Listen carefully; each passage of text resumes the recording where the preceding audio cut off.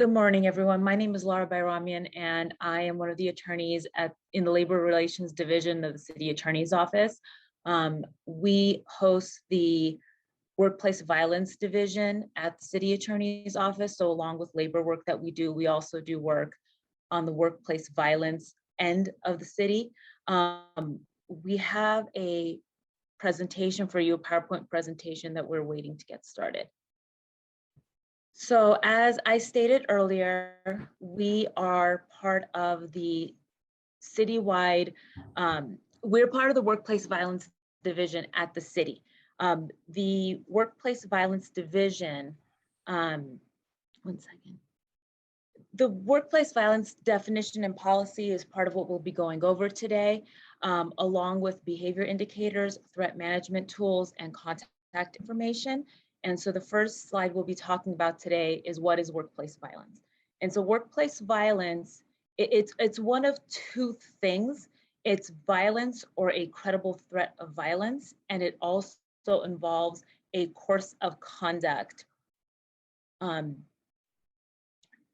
What we look at when we're looking at violence and credible threats of violence, we're looking sometimes at employee on employee. In this case, it can involve board member and board member. In the city, a lot of times we're likely to experience violence from the outside. And so especially with neighborhood councils dealing with members of the public, some of the violence or threats of violence may be coming from members of the public. So that is something that we would look at as well. So when we're looking at the course of conduct, what we're looking at is a series of purposeful acts over a short period of time, however short, that would cause a reasonable person to be afraid. And so that is the standard that is used by the courts to determine if there has been violence or a credible threat of violence. It's whether a reasonable person would be afraid. What we're looking at is sometimes it's two or more acts together or separated that would frighten someone. A lot of times, you could see this in stalking cases.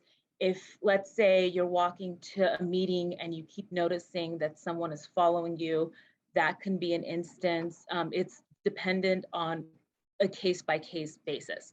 What we're also looking for, in addition to either having a violence or credible threat of violence and a course of conduct, is a nexus to the workplace. So in order for us to pursue something and look at it as a workplace violence issue, there has to be a nexus to the workplace. So what does that mean? You have to have some sort of connection to work. Either it happens at work or it happens because you're carrying out your work duties. Our job is to take a look at whatever has happened, whatever the complaint is, analyze it and see if there is a nexus to the workplace. And if it is, then we will see if there's something that we can do to move forward and see if there essentially is a restraining order that we can find on behalf of the employee. Or in this case, it'll be someone that's a board member. So next slide. One thing I wanted to talk about, our division at the City Attorney's Office, we work with the citywide threat assessment team. So that's an important thing to know. The citywide threat assessment team, it's been in place for 25 years. It involves the City Attorney's Office, Los Angeles Police Department's Threat Management Unit, which is a group of elite detectives that deal with these kind of cases specifically. We also work with LAPD's Security Services Division, and it includes about 330 officers that are specifically responsible for specified areas. The Medical Services Division, the Personnel Department, and LAPD's Behavioral Science Services Division. So all of those groups together, they comprise a citywide threat assessment team. Throughout the presentation today, you'll be hearing us use the acronym CTAC. So when we're talking about CTAC, we are part of that team, and that entire team does threat assessments throughout the city of Los Angeles. And if anything is reported, it would be reported to CTAC and analyzed through CTAC. Now, going to this slide, what we're looking at is we're looking at the behavior that's involved. And that's, if you look at the city workplace violence policy that you can find online, we're looking at physical, violent physical acts, but it doesn't need to be violent. So that's one of the most important things that you need to know. Even if violent acts, when people think of threats, that might be the first thing that they think of, that there's violence involved. Of course, we'll look at that, but there are other factors that we look at. We look at direct or implied threats to do harm to person or property. So if somebody says something like, if I don't get that promotion, you don't know what I can do. That is something that we would look at. A direct threat would be more, I'm going to kill you. An implied threat would be, if you do this, I'm going to harm you. Those statements are part of the workplace violence policy and are statements that we would look at in doing our assessment. We look at verbally abusive or intimidating language or gestures. So let's say you're in a meeting and there's somebody in the audience that gives you the finger, somebody in the audience that makes a gesture that looks like it's a gun. Anything like that, that can be intimidating gestures, and that's something that we would look at when we're analyzing a scenario brought to our attention. There's also threatening, abusive, or harassing communications of all kinds. So nowadays with social media, there's a lot of ways to communicate. If you receive concerning emails, make sure to forward that email. We need to see the original email, so make sure you keep that email intact, because there's information on there that we would be able to use. But again, there's different ways in which the communications may make their way. It could be verbal, it could be through social media, it can be electronic. Make sure to preserve whatever you can, if it's a voicemail, anything of that sort, and send it over so that it can be analyzed. Unauthorized possession of workplace weapon at the workplace. That one, you can't bring a gun to meetings, for example. Only sworn officers would be able to bring any sort of weapons onto city property. You know, and city has had cases, interesting ones. There was a employee that brought a bow and arrow to work on a van pool. You can't do that. So if it's considered a weapon, then you cannot bring it onto city property. Destructive or sabotaging acts against property, that explains stuff, any sort of damage that you do, any sort of vandalism. Engaging a pattern of unwanted or intrusive behavior towards another, that's basically stalking. If you notice that you're being stalked, if you think you're being stalked, the workplace violence policy covers that. And violating a restraining order. So there are times that the city, in the workplace setting, we'll see if we can get a restraining order on behalf of someone that works for the city of Los Angeles. In that case, we can go and get a restraining order. And then if that restraining order is violated, that's one of the behaviors. And as for internal and external, internal is basically within the city. So you're looking at other board members, other members of neighborhood councils. When you're looking at external, that's the public. So you're looking at any members of the public that may be contacting you, that emailing you, contacting you through social media. That's what's considered external. Next slide. Okay, so unfortunately, a lot of times when there is an incident of workplace violence and they interview coworkers after the fact, they all talk about certain types of behavior or potential warning signs that they saw, and they didn't act on them or they didn't report them. And so this is a list, it's not exhaustive, of some of the behavior and characteristics to look out for. One, any unusual changes, deterioration in regular behavior. For example, the really happy, chatty employee or volunteer who is suddenly now withdrawn or angry. You can look for withdrawal from others. Increased irritability or expressed feelings of victimization. You know, people who suddenly have a short fuse, or they always had a short fuse and it appears to be escalating. Belligerent or defiant behavior. Obviously, harassing, abusive language, or indirect threats. Paranoid language or actions. Fascination with weapons or acts of violence. So, I believe that our best advice would be is to be observant. You don't want to overreact, but you also want to pay attention and take note of some of these behaviors because, as I said earlier, we've all seen on the media after the fact. They said, well, he or she was behaving strangely and talking about hurting people, and you don't want to be the person to be interviewed after the fact. This is all to try to prevent acts of workplace violence. Next slide. And there are different manners of threats. We're very familiar with the direct threat, the direct threat. I'm going to kill you. That person is being very clear. What I think is sometimes more difficult are the indirect or veiled threats in particular. Indirect, it's someone's talking about it to a third party. I'm going to kill your SOB of a boss, or just someone who is speaking to another person about you or about someone else. And like I said, the veiled threats are often, those can be more difficult because they're not direct, and they may involve language like, I'll take care of you if you don't do X or Y, or you'll be sorry, or I'm going to take you out. You just wait. We would all be better off without you. And then there is the conditional, that a violent act will happen unless certain demands are met.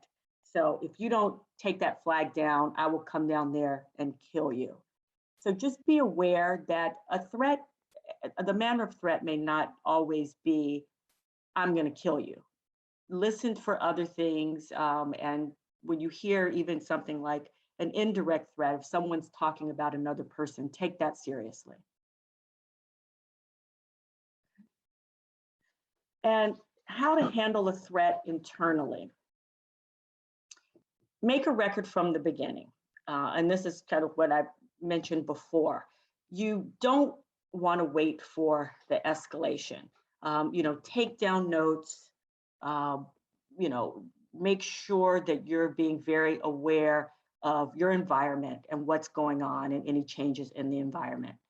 And as board members, getting involved early on by addressing the behavior, even if it's not serious. And with certain threats, you may face possible removal from the board.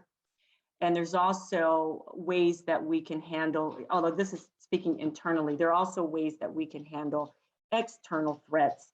A member of the public, for example, a do not admit security bulletin. But I think the main thing in all of these instances is that you have to really be proactive, and you don't want it to escalate, and you don't want to have a situation where everyone is aware of a certain potentially volatile situation and nothing gets done until there's violence. And of course, I have spoken many times where a person is saying, well, what if this person comes to my house? What if this person, if I'm leaving the board, if I'm leaving the neighborhood council meeting and I see that person standing by my car and that person has threatened me. At that point, don't wait to make a report to Dunn and Dunn then make a report to us. Your best scenario is to always call 911. If there is an immediate threat, an imminent or immediate threat like that, what I've just described, you should call 911. Do not wait for our intervention. Call 911.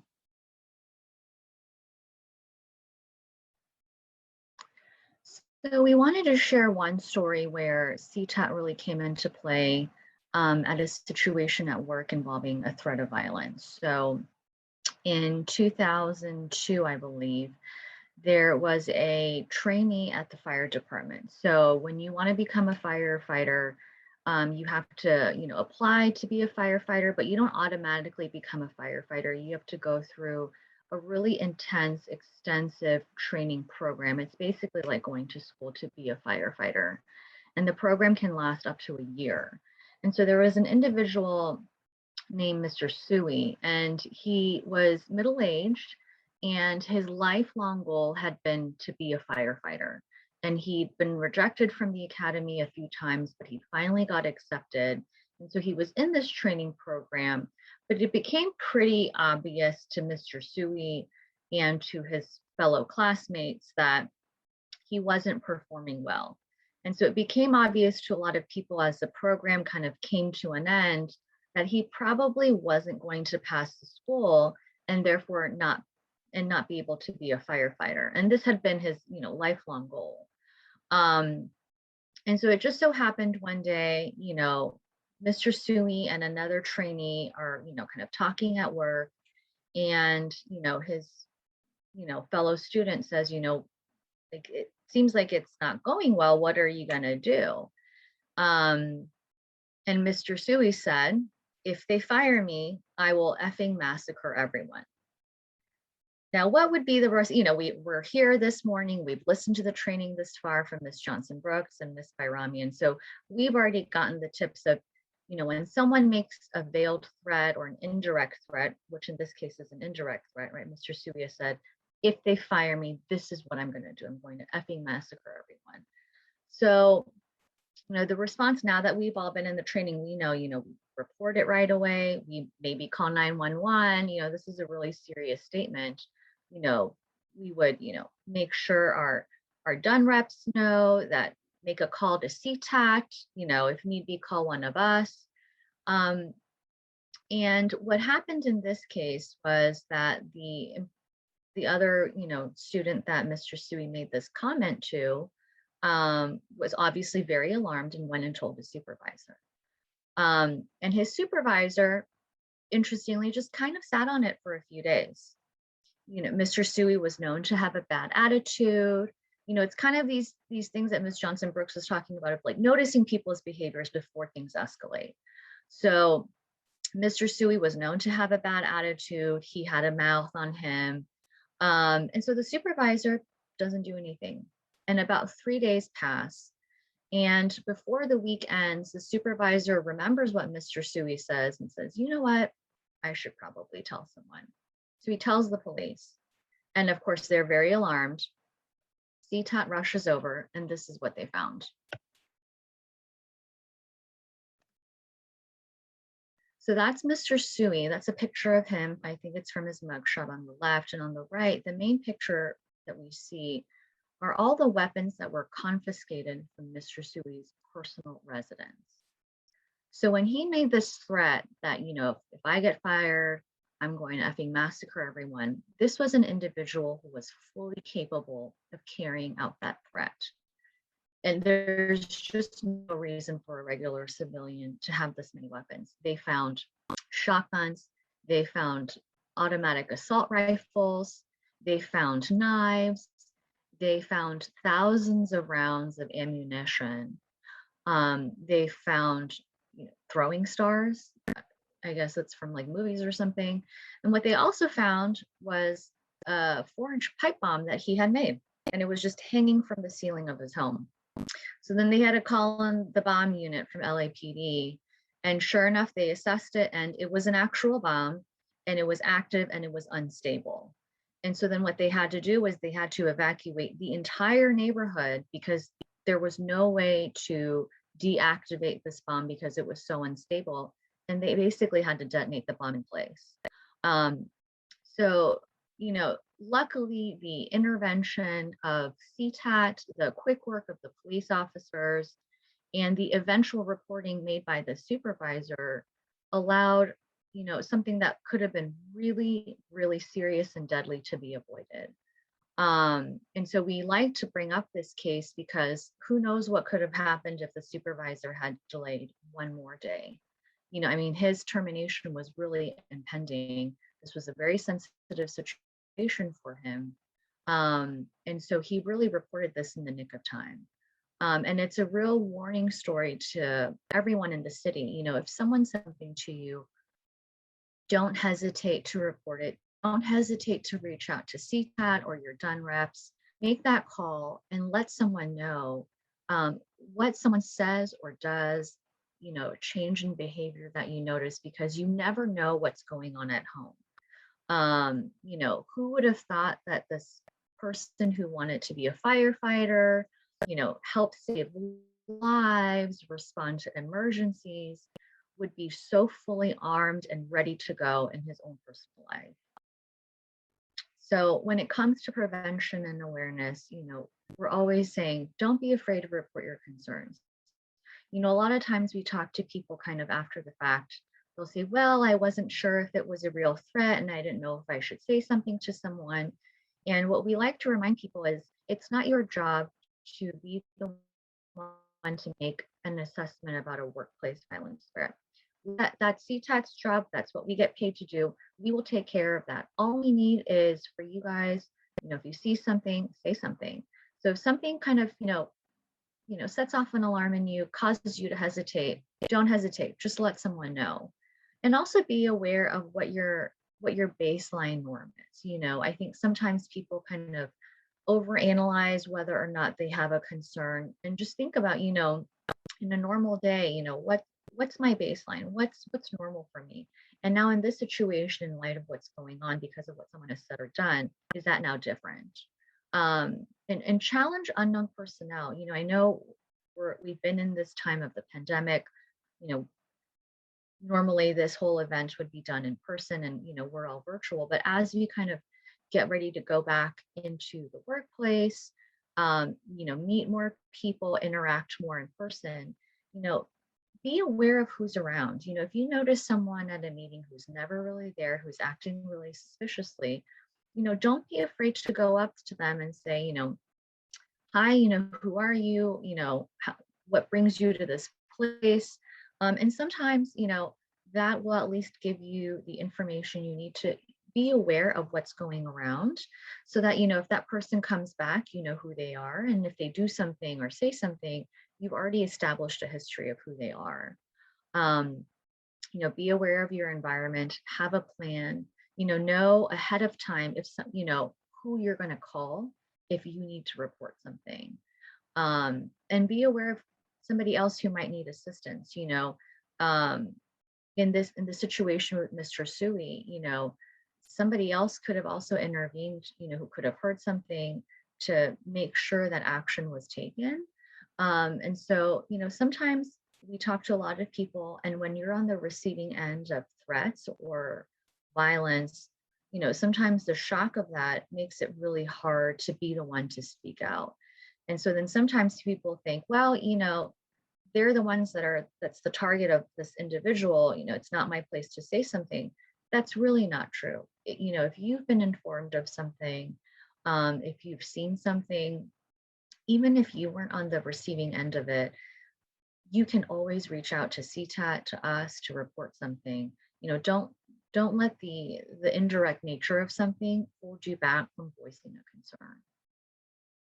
So then sometimes there's a bit of confusion in knowing who to call. And I think this kind of really ties into what we were saying before about, having a plan in place to know who to call. And so if you have a concern about workplace violence, you can contact the CTAT email. The monitors are constantly checking that email. And then also really utilize your liaison through DUN. And so we've identified 2 people who are the reps for DUN in the personnel department. It's Yuri and Howard. And so this is their phone number, this is their email address, and they are the workplace violence coordinators assigned to DUN. And so it's their job, and they do this, for other departments as well, but they're the ones who are the intermediaries. So if you have a concern, you can reach out to them, let them know, and they're going to make sure that CTAT finds out They're going to make sure that they can and report the concerns to the right people. So it's not up to you to figure out, because the city's very large. There are a lot of different departments involved in CTAC. And sometimes it's really confusing to know, well, I think this person has more of a mental health issue that's giving me concern. Do I call mental health? Who do I call medical services? And luckily, we don't have to worry about that. That's what the workplace violence coordinators are there for.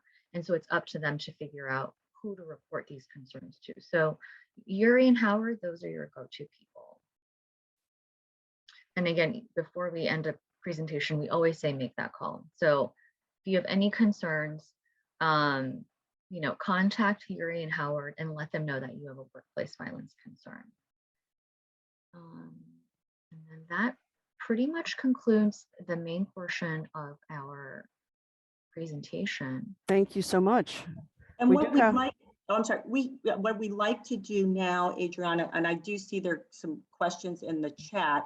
One that I'd like to address because it leads into some of the scenarios we're going to discuss about what is or what could legally be construed as workplace violence. And one of the questions I saw is about what if someone is threatening to sue?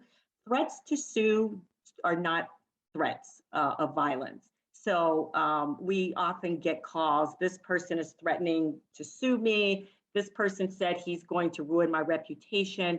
We can't go into court and get a restraining order based on, it has to be a threat of violence. So with that, do we want to, Jamie and Laura, do we want to do questions? Do you want to go over some scenarios? I think let's address some of the questions first, because I think there aren't too many. Because one of the questions was, who do you contact if you feel threatened? We already addressed that. We gave you the phone numbers of the people at Dunn that you should be contacting if there are any issues, because they're basically your liaison. And so they're the people that are best equipped to reach out to the right people. So you do have CTAC, so that's a direct source. But if you're unsure, and again, we said 911, and we'll repeat that many times, where you don't want to wait. If you're threatened, LAPD or wherever you live, you want to make sure you get to the police first, and then you should still let your coordinators know, because we can see if there's something else we can do that's not as immediate. Maybe in a few days we go get a restraining order. That's still fairly immediate, but in the moment you want to make sure that you contact the police department. There was a question about what about stakeholders who are no longer board members. If there's what I talked about earlier was a nexus to the workplace. So in this instance, it would be a nexus to your duties as a member as a stakeholder, essentially. And so it can't be, hey, this happened to me in the city of Los Angeles, but if it's something that happened to you because you're a stakeholder, even if you're a former stakeholder, when we can draw that nexus, then we can take a look at it and see if there's something we can do, we can analyze it. There just has to be that nexus. We're pretty good at finding that nexus if it's there. And so if it's, this would not have happened to me, but for the fact that I am a member of a stakeholder and it happened because I'm a stakeholder, then we can go ahead and analyze it. I don't know if there's anything else Jamie and Erica want to add as I'm moving along through some of these questions. There was a question about what if someone puts something in my mailbox without a return address? Well, unless it involves violence, threat of violence, something where there's a concern. That's a pretty broad question of what if someone puts something in my mailbox without a return address. If you're concerned about it, call the police. There's really that in that moment, again, that's quite immediate. There's nothing that we're going to be able to do. If you're concerned, call the police. And then if, through an investigation, it looks like it could be something where there's a nexus to the workplace, then we could see what other tools that we can use. Again, we're limited to a nexus to the workplace, and what we in our division do, along with working with those other groups that I had mentioned earlier on that are all part of CTAC, we get restraining orders. And so we'll look and see if we can get a restraining order on behalf of the individual to protect the individual and to protect the neighborhood council, to protect the stakeholders. And so that is a tool that we have that's outside of what, let's say, the police department can do. And so we do want things brought to our attention. CTAT, so if you report it to CTAT, it'll be brought to our attention. And that way we can go ahead and analyze it and see, let's say if there was a suspicious package, police looked at it, looked like it happened because of nexus to the workplace, and we could look and see if we know the individual that sent it and what we can do about it. Thank you, Laura, Eric, and Jamie. Can we address a question in terms of our participation as board members? Because there's public comment, there may be some harassing comments, there may be some continual, pervasiveness from certain stakeholders who attend meetings.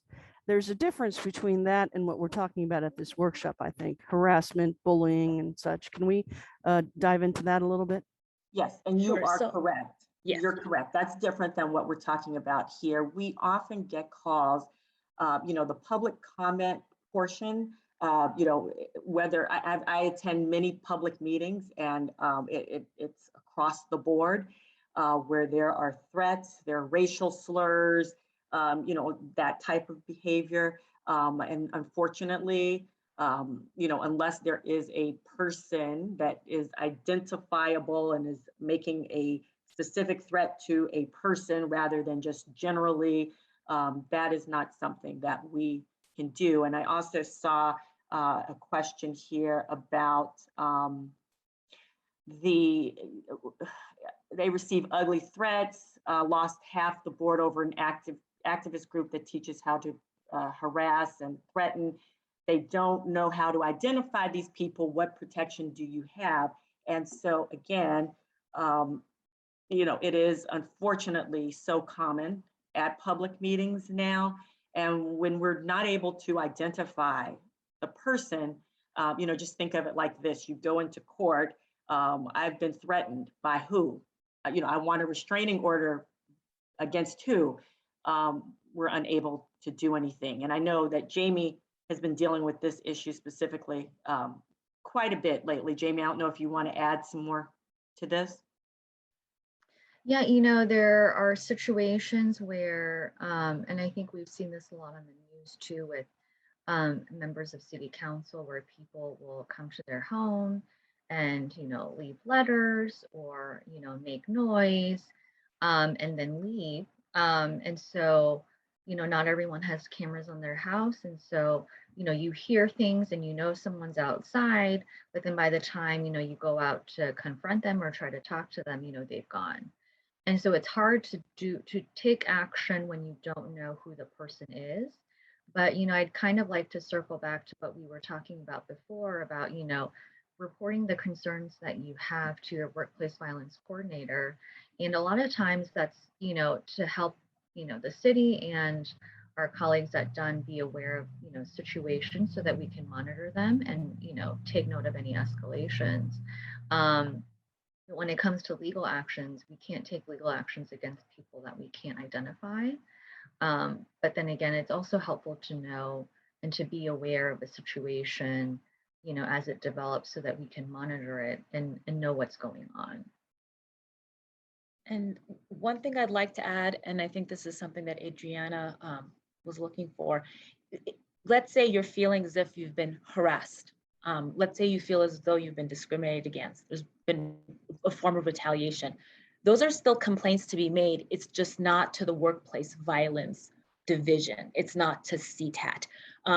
There is a presentation, I believe, by members of My Voice LA.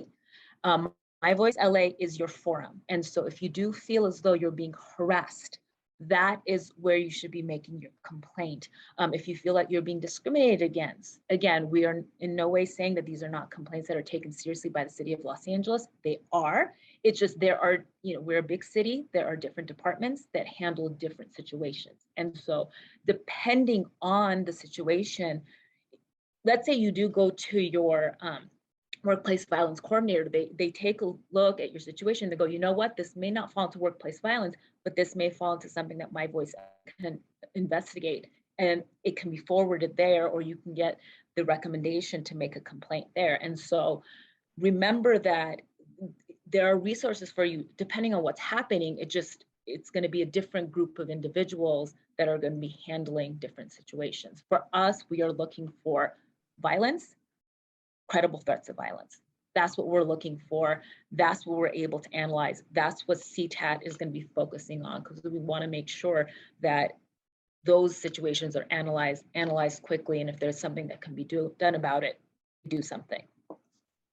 Right, and I think that goes to Brandy's question above about verbal abuse and microaggressions. Again, that would be with My Voice LA. And just to summarize, we will get involved when there have been, as our presentation went through, threats or threats of violence. And it could be, as we discussed, it can appear in various ways, but that is, we are the workplace violence unit. But there are places, including Dunn, that can address your concerns about alleged abusive or harassing behavior. Thank you so much for those comments. And I'm hearing that essentially is, when in doubt, go ahead and report it. Even if it goes to you, you'll be able to refer them to the correct department, right? If it's not something you can assist with. They also have the NEAs of Dunn, and who would they go to, right? There's a chain of command here. I just want to make sure that people are aware that they have resources. If you have any other recommendations as to who they could speak to, if there's a disconnect there in their immediate representative. The key is to report it. And so just because, let's say, you don't get it right and you don't go to the right department doesn't mean nothing's going to be done. It's just that department is going to be able to tell you, this isn't something this is not our department, but this is where you can go. So that's why we've said, make the call, report it, because once it's brought to someone's attention at the city, then we can figure out where it needs to go.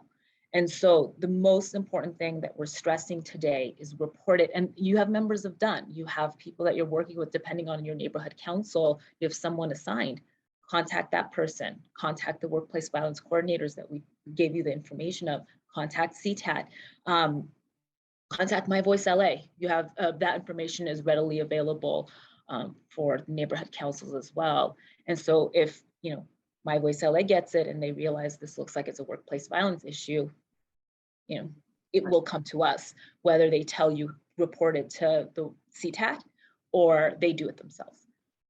Thank you. Good to know. Go ahead, Eric. I know that we're running out of time, but just to address the violence, the alleged, if there's violence as a result of people who are refusing to follow the mask mandates, if that's something happening on the spot, there's somebody trying to punch someone or whatever, I believe that would be a 911, because you're asking on the spot. That's not something that we could intervene in on the spot. And I don't know, any other thoughts as if from Laura or Jamie, when there's immediate violence at the meeting? Because you go to 911, because let's say there's a course of conduct where you notice someone is continuously engaging in behavior where there's violence or threats of violence, then we could take a look at that situation. But if you're dealing with immediate threat in the moment, like we said earlier, there's really nothing that we would be able to do in that moment. The only